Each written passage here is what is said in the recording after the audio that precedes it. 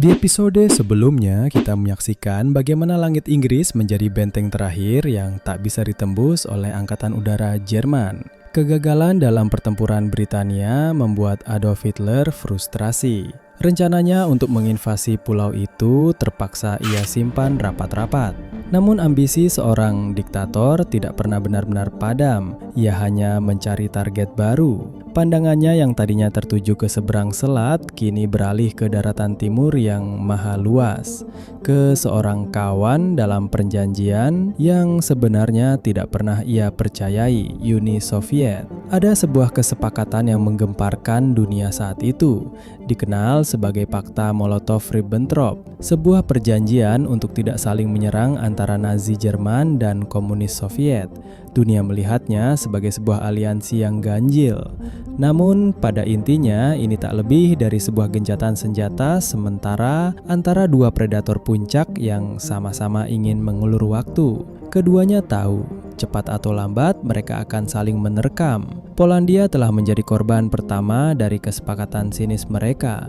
Bagi Hitler, perjanjian itu hanyalah selembar kertas tak berarti, sebuah taktik untuk menenangkannya di front timur sementara ia membereskan Eropa Barat. Jauh di dalam benaknya, ideologi yang ia tulis dalam Mein Kampf terus bergelora. Ia percaya bahwa bangsa Jerman butuh Lebensraum atau ruang hidup, dan ruang hidup itu ada di dataran subur Uni Soviet. Ia memandang bangsa Slavia sebagai ras rendahan yang tanahnya diciptakan untuk dikuasai, dan sumber daya alamnya yang melimpah adalah hak mutlak bagi Reich ketiga. Maka pada pagi buta tanggal 22 Juni 1941, Hitler melakukan pengkhianatan terbesar dalam perang tersebut. Ia merobek perjanjian itu dan melancarkan serangan militer darat terbesar yang pernah disaksikan dalam sejarah umat manusia. Operasi militer kolosal ini diberi nama Operasi Barbarossa.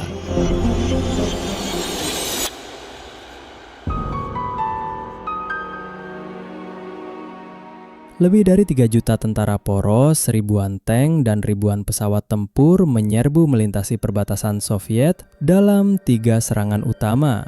Di utara, targetnya adalah Leningrad.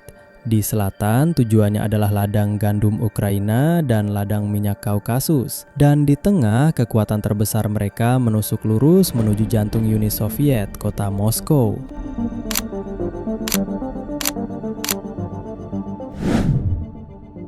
Pada awalnya serangan itu meraih kesuksesan yang luar biasa. Pasukan Soviet benar-benar lengah dan tidak siap. Ratusan ribu prajurit tentara merah ditangkap, ribuan pesawat mereka hancur bahkan sebelum sempat lepas landas, dan divisi-divisi Panzer Jerman melaju ratusan kilometer hanya dalam hitungan minggu. Dari markasnya, Hitler dengan penuh keyakinan menyatakan bahwa Uni Soviet akan runtuh seperti rumah kartu. Sepertinya nasib Soviet akan sama tragisnya dengan Polandia dan Prancis. Tapi mari kita tinggalkan sejenak gemuruh tank Panzer itu dan melihat apa yang terjadi di dalam dinding Kremlin di Moskow. Di sana, pemimpin tertinggi Uni Soviet, Joseph Stalin, dikabarkan mengalami syok berat. Ia tidak percaya bahwa Hitler akan berani menyerangnya. Ia telah menerima berbagai laporan intelijen yang memperingatkan adanya serangan, namun ia mengabaikannya, menganggapnya sebagai provokasi dari Inggris. Selama beberapa hari, ia seolah menghilang dari publik, sementara negaranya berada di ambang kehancuran. Namun, setelah keterkejutan awalnya mereda, Stalin kembali muncul. Ia berbicara di radio bukan sebagai seorang pemimpin komunis, tetapi sebagai seorang bapak bagi bangsanya. Ia menyerukan perlawanan total, sebuah perang patriotik raya untuk mempertahankan tanah air. Salah satu perintah pertamanya adalah sebuah strategi yang brutal namun efektif, sebuah taktik yang lahir dari keputusasaan yang mendalam, yaitu taktik bumi hangus. Coba bayangkan ini, rumah Anda akan diserbu oleh segerombolan perampok. Anda tahu Anda tidak bisa menang jika melawan mereka secara langsung. Para perampok itu ingin tinggal di rumah Anda, memakan makanan Anda, dan menggunakan semua fasilitas yang ada. Alih-alih membiarkan mereka mendapatkan semua itu, Anda memutuskan untuk melakukan sesuatu yang tak terpikirkan. Anda membakar lumbung gandum Anda sendiri, meracuni sumur air, dan menghancurkan jembatan menuju rumah Anda. Pada akhirnya, Anda membakar rumah Anda sendiri hingga rata dengan tanah. Ketika perampok itu tiba, mereka memang berhasil menguasai tanah Anda, tapi mereka tidak menemukan apapun.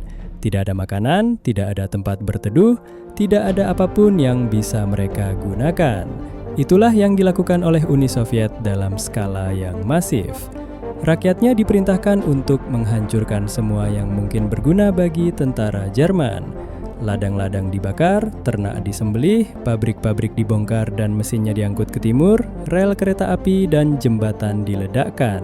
Tujuannya hanya satu, untuk membuat setiap jengkal tanah Soviet yang direbut Jerman menjadi beban, bukan keuntungan. Laju pasukan Jerman yang tadinya secepat kilat kini mulai tersendat. Rantai pasokan mereka yang sangat panjang menjadi rentan terhadap serangan. Kemudian musim gugur datang membawa hujan, mengubah jalanan tanah menjadi lautan lumpur yang menelan tank dan truk mereka. Namun, mimpi buruk sesungguhnya baru akan tiba. Seorang jenderal yang tak terkalahkan oleh siapapun dalam sejarah Rusia datang menyambut mereka. Namanya adalah Jenderal Musim Dingin. Hitler dan para jenderalnya karena terlalu percaya diri akan menang cepat telah membuat kesalahan perhitungan yang fatal. Pasukan mereka tidak dilengkapi dengan pakaian musim dingin.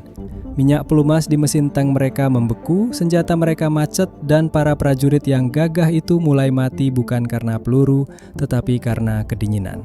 Di tengah kondisi inilah perlawanan sengit Soviet mencapai puncaknya. Di depan gerbang Moskow, tentara Jerman yang kelelahan dan membeku akhirnya berhasil dihentikan oleh pasukan cadangan Soviet dari Siberia yang sudah terbiasa dengan cuaca ekstrim.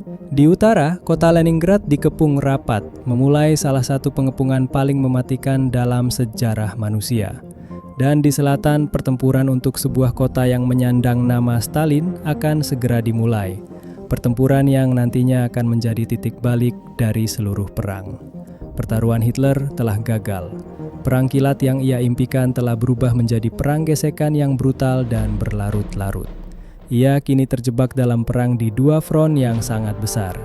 Mitos tak terkalahkannya Wehrmacht hancur di tengah salju Rusia. Kubu sekutu yang tadinya compang-camping kini mendapatkan anggota baru yang sangat besar dan penuh amarah. Beruang Rusia telah terluka, dan itu membuatnya menjadi jauh lebih berbahaya. Sementara Eropa Timur membeku dalam pertempuran paling brutal yang pernah ada, di belahan dunia lain, di bawah matahari Pasifik yang hangat, sekutu Jerman di Asia, Kekaisaran Jepang punya rencana besar mereka sendiri. Mereka melihat perang di Eropa sebagai kesempatan emas untuk memperluas kekuasaan mereka di seluruh Asia Pasifik. Namun ada satu penghalang besar bagi ambisi mereka, sebuah raksasa industri dan militer yang masih tertidur di seberang lautan, Amerika Serikat.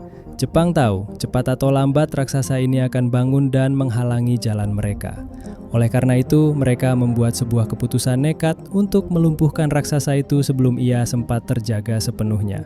Sebuah serangan kejutan akan segera dilancarkan, serangan yang tidak hanya akan mengubah nasib Jepang, tetapi juga menyeret Amerika ke dalam kancah perang dunia dan mengubah takdir dunia untuk selamanya. Di episode selanjutnya kita akan menyaksikan sebuah hari yang akan hidup dalam keburukan saat Amerika Serikat akhirnya masuk ke dalam perang